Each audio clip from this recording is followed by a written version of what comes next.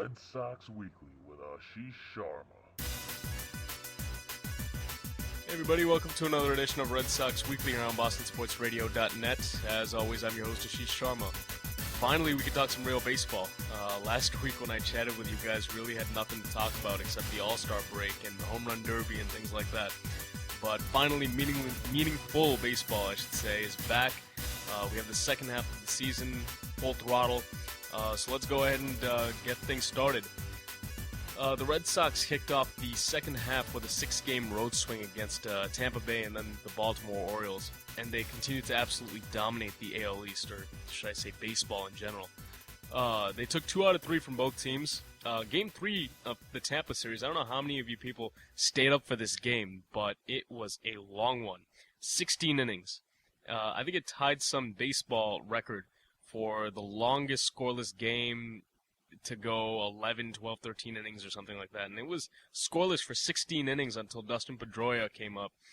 And he came through in the top of the 16th. He singled in Josh Reddick from third base, and that was the only run of the game. We'll talk about Pedroia a little bit more in this podcast coming up. And then Jonathan Papelbon came in and sealed it for his 21st save of the season. I think he was like one of the last people left in our bullpen after that. I mean, I honestly thought that a guy like Reddick or someone, or maybe Drew Sutton was going to get up in the bullpen and maybe start warming, because it was one of those situations where we really almost ran out of arms.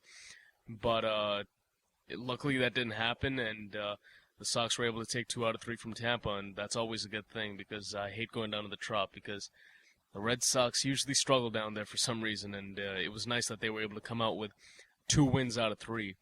And then they continued on to Baltimore, where David Ortiz served his 3-game suspension. That was probably wise of Major League Baseball to hurry up and get that suspension in and make him serve it during that series, because I don't think any of us wanted to see any more fireworks left over from what happened the previous time these two teams played. But he served his suspension, and it didn't, they didn't need David Ortiz for the Baltimore Orioles. The Sox easily took 2 out of 3. And let's talk about, I want to say, Muddy Chicken, his new nickname, Dustin Pedroia. He had an amazing, great 6-game stretch here over these 2 series. He went 12 for 30, that's 400, and he extended his hitting streak to 18 games. And right now, I believe he's at 293 or something like that. I'd have to look it up. But a few more hits, and he'll be back over 300. That'll be the first time since April that he has hit over 300. I believe the last time he hit 300 was April 22nd. He was at 314. So this will be amazing for all of us, because we're not used to seeing Dustin Pedroia hit below 300 for the majority of a season, unless you're talking about his rookie year. But he's been on an absolute tear, and he made some incredible defensive plays that most of us would take sort of for granted. I remember a couple months ago when Drew Sutton filled in at second base. He missed a ground ball that we thought would have been an easy, simple routine play that any second baseman would make. But then I realized, you know what, we have Dustin Pedroia, and we sort of take that kind of thing for granted, because he makes spectacular plays on a regular basis. Now we kind of forget that not everyone can make those plays. So, you know what, he's been doing it with the bat, he's been doing it with the glove, laser show, Muddy Chicken, whatever you want to call him.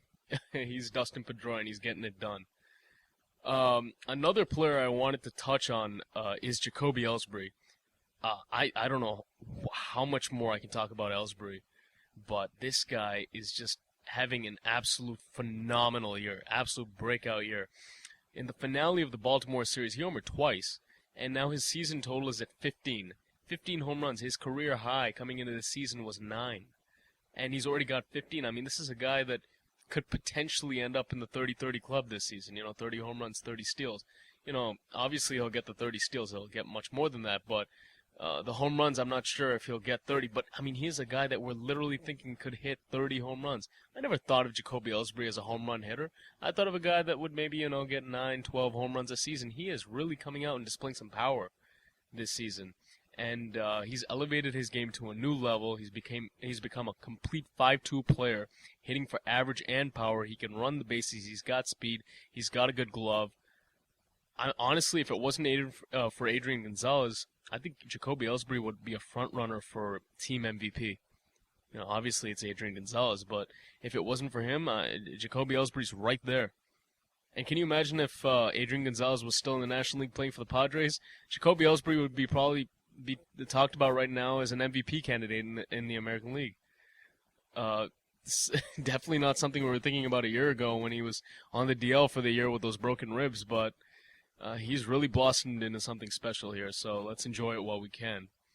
And while we're on the topic of Adrian Gonzalez, let's talk about that little funk he went into after the All-Star break.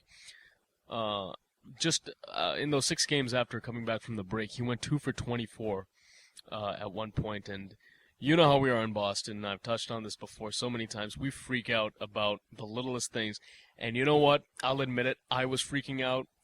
I usually don't get so concerned and worked up about little things like a little 2 for 24 funk, but let's face it, Adrian Gonzalez is our best player, and I was thinking to myself, oh my God, what did we do? He went and participated in the All-Star Game festivities, including the Home Run Derby. That messed up his swing. Now he's only 2 for 22. His average is down to 337 now. And you know what? He looked at the media before that last game in Baltimore, and he said, look, next time, you guys are, first of all, you guys are just overreacting. Guys, we go into little slumps here and there. Timing's off. It's no big deal. In a couple of weeks, you guys will be talking about my next game that I collect 4 hits. And, I guess that was a little bit of optimism there on his part. And it wasn't a matter of weeks. It was a matter of one game. The very next game, he went 4 for 4 in the final game at Camden Yards. So I guess that shut us all up pretty quickly. It's nice to see that he won't be going into any prolonged slump because we can't afford that. We really can't. So, anyways, with an off day today, the Red Sox will start a 3-game set at home against the Seattle Mariners tomorrow. David Ortiz will make his return against King Felix, and John Lackey, who has actually been decent in his last couple starts, will get the ball for the Sox. Hopefully he can settle down and have a nice second half like he did last year, in which his ERA is somewhere around 3.5. That I can live with. And before we sign off from this edition of Red Sox Weekly, I just wanted to touch on the trade deadline. The rumors for Carlos Beltran seem to have fizzled out a little bit here for Boston. Obviously there's still 6 or 7 potential suitors for his services, but I'm not surprised that Theo is sticking to his guns and saying we're going to go with this rotating cast of Josh Reddick, J.D. Drew, and Darnell McDonald in right field. While I would love to bring in a bat like Beltran's, I think this team is fine as it is right now. There really aren't that many holes. They're first in offense. Their bullpen has come together nicely. The rotation is close to getting Lester back, and Buchholz maybe 2 to 3 weeks after that. Theo said it best. He said getting Buchholz back is like getting a 26-year-old number 3 in the prime of his career, getting him at the trade deadline. It's almost like that. They haven't had Clay Buchholz since mid-June. So that in itself is almost like an acquisition. And to me, it just didn't make sense to give up 2 to 3 major prospects for a guy like Carlos Beltran, who will essentially be a rental player. He'll be a free agent at the end of this year, and he can walk right out the door if he wants. So is it really worth it to give up a package deal of guys like Josh Reddick and Ryan Kalish, or maybe Jose Iglesias, some combination of those guys? Is it worth it to package those guys for Carlos Beltran for half a season, only to watch him walk out the door to some other team, and then you just lose those guys in the deal? It doesn't make sense to me, seeing that the Red Sox are doing fine right now. They've got a great record in July. They're getting great production overall. Yes, right field has been an issue, but Reddick is on fire right now. Yeah, Reddick is going to come back down to earth. He's not going to hit 370 for the entire year. We know that.